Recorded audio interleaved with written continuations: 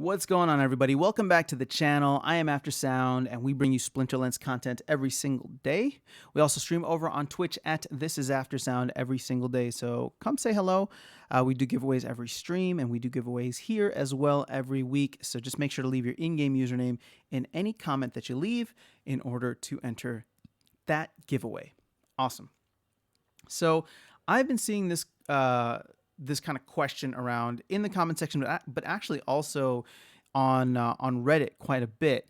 And it's the should I create multiple accounts question. So as somebody who has created multiple accounts, I wanted to walk through what my experience has been to shed some light into maybe some of the things that you are considering, or maybe some of the things that you hadn't considered yet, just to give you my experience, because ultimately it's up to you, right? So I have 3 accounts. This is full transparency. I have 3 accounts. This is my main account, and this is my main account where I am building up all my power. I'm trying to build up my deck. I'm trying to do everything I can. All the cards that I get, I consolidate here, and I'm building my rental income. Everything is here. All my SPS is staked here. I created a second account for reasons that I'll get into in a moment, but I'm actually not even playing on that account anymore. I have given it up as a scholarship for a player who is much more talented than I am and has more time than me. And so therefore, we worked out an arrangement where they're playing on that account. I've delegated some cards, and they're going through and grinding and doing a phenomenal job. And we came up with a deal structure where we split. After every season, we split whatever earnings are there, right? And I can dive into that more if people want to know. Again, the scholarship was more an experiment for me, and I may or may not do more in the future. I'm still trying to consider that, and I'll get into why. And then I have the third account, which is the Aftersound 3 account, which is also the grind account, right? That one, all I did is I put $10 in, and I have not done anything else with it outside of grind in that account. And that one's not, it's not a smart financial play, right? I probably could have put a little bit more money in order to level up more quickly, in order to earn more money. But the idea was that's more of a content play for me. I'm documenting my journey there of somebody who only put $10 in and creating content around it to show others what's worked for me, what hasn't worked for me, and hopefully to use it as a guide for people who might be in the same or similar situation where they cannot put anything outside of the spell book in, right? And are really just on the smallest of budgets. So what are the downsides of creating accounts? I'm going to go through one myth first, and that is I don't believe the team cares at all, because the team doesn't even care about bots. They care about bots farming cards, right? And that is why they nerfed the bronze rewards, and I thought that was the right thing to do. But I don't think they care about bots existing within the game. So if somebody can create accounts with hundreds or tens of bots, whatever it is, I really don't know the numbers. But if somebody can do that and the devs aren't going to bat an eye, at least not now, you are totally fine to create a second account, right? And I'm obviously being very public with mine. If at any point that changes, I will comply with the rules. I'm not trying to break any rules here. It's just I don't see any rules, and I don't see any enforcement about this, right? So if that has changed, somebody please let me know, because I definitely don't want to be out of the terms of service agreement with Splinterlands. But it doesn't seem like that is the case right now. So that is not a downside. But actual downsides would be 2 that I would list out. One, there's the financial aspect of it. And this is split. Well, actually, no, I guess they're both financial aspects of it. But it's split. One is you need to chalk up the $10 to get the spell book. For some people, that's not a lot of money. For some people, that's a lot. So however you feel about that, that is a startup cost that you would need. The other thing, and I consider this a startup cost too in many ways, is that you're going to need cards potentially, or you're going to need to rent cards, so you would need to put money towards that, right? Especially if you want to be competitive. So there is this financial, yes, I can earn more, and by having a second account, by playing on the second account, but it also requires a little bit more startup investment. One that you cannot get by without, right? That's the spellbook, $10 spellbook purchase, $10 US. The other one, you might be able to grind on the account, just as I've shown on the Aftersound 3 account. You might be able to grind and work your way up organically and still, continue to earn, right? In less than a month, I've flipped that account just with a $10 spellbook. The cards that I've bought, the cards that I've won, the DEC that I've earned is probably over $50 in value in less than a month, right? And we're coming up on 1 month in about a week and a half here. or no, in about a week or so. And that should give, at that 1 month mark, I'll give the full breakdown of what I was able to earn in exactly 1 month playing. But we're already above $50, I would say, with the appreciation in card prices.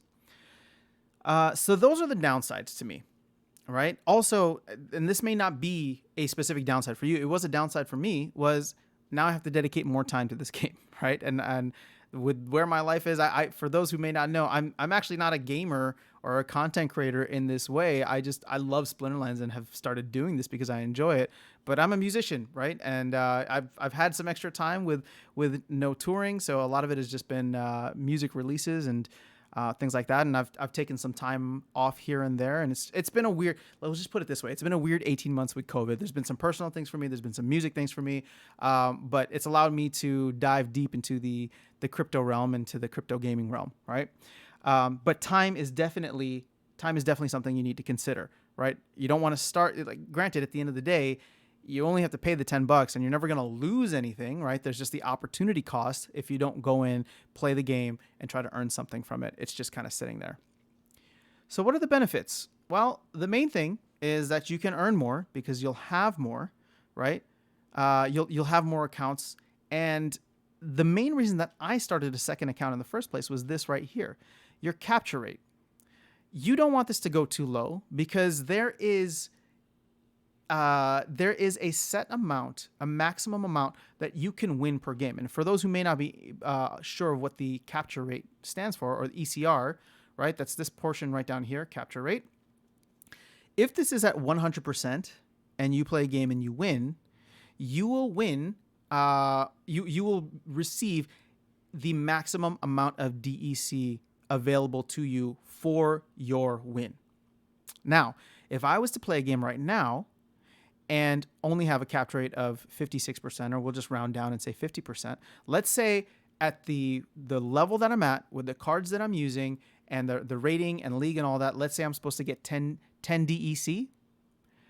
If I were to win, I wouldn't get the 10 DEC because I'm not 100%. I would only get 56% of that. So I would get 5.6 DEC rather than 10 DEC. So you don't want your capture rate to go too low. And obviously for me, I love playing this game, and part of me is like itching to start a new account now because I gave the second one up as a scholarship account. Part of me is saying like, okay, well, 56 is too low. I'm really not maximizing my DEC gains, right? The kind of unwritten rule is to not go lower than 75% because I believe this goes up at a rate of 25% per day, right? So about 1% per hour, 1.04% per hour to be specific. And I don't know what intervals it does. I'm just breaking it down at the hourly level and at the daily level. It might be doing this in real time. It might be doing it. If you saw, it just hopped up to 57%. So I don't know how often those intervals are playing, but this goes down by 1% of whatever your capture rate is at the time when you play a game. So if you're at 100% and you play a game, 1% of 100% is going to be 1%. And so that you'll be down to 99% immediately after that game.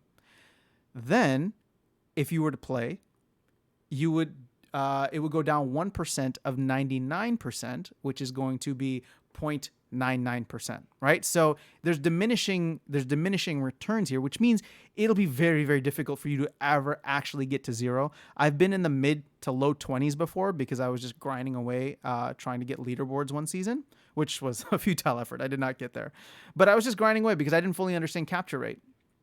And now that I do, a part of me looks at this and says, well, if I have the cards and can delegate to the other account or I'm willing to rent or whatever the case is, then I should be playing this at 100% and driving it to 75 and then move on to the next account, right? And there are people who have multiple accounts, right? Some people who have 4 accounts, for example, where if anything, what they do is they'll grind an account all the way to 0 or as low as it'll go, and then they'll let that account cool off for 3 to 4 days.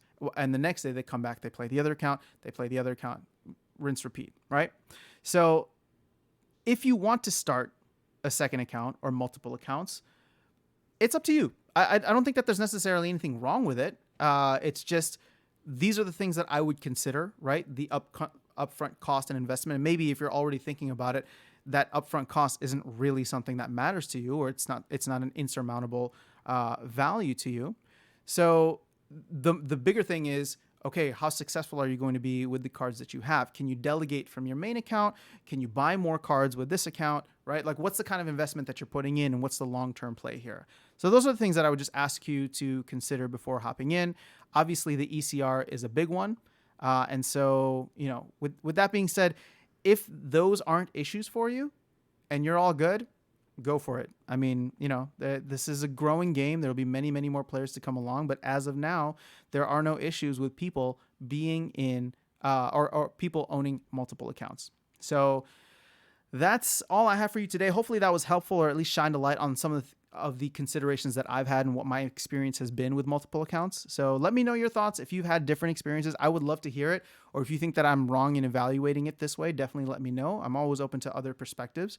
In fact, I always want to hear other perspectives. I appreciate when people challenge me in the comments, respectfully, of course, right? This is a place where we can come together and figure out ideas. And at the end of the day, the best ideas should be the ones that win.